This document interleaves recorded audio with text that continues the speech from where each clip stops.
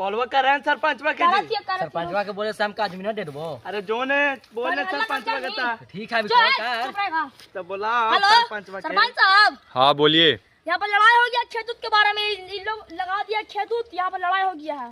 आटे रुको, कहाँ पर? यहाँ पर ये और खेत में इसके चिन्ह से चाचा खेत में है। हाँ। होती है पहले लड़ाई हो, जल्दी आइए तो पहले आप। ठीक है आते।